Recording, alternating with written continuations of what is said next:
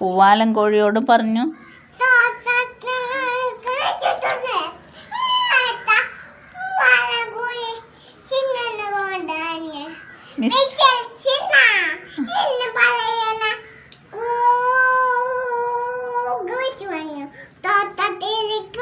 അന്ന് രാത്രി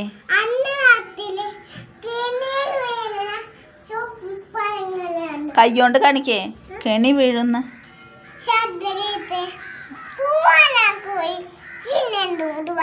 അല്ല കമല വന്ന് നോക്കി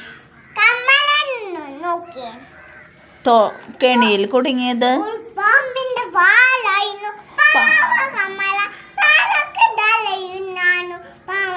കമല കെണിയെടുത്തു പാമ്പ്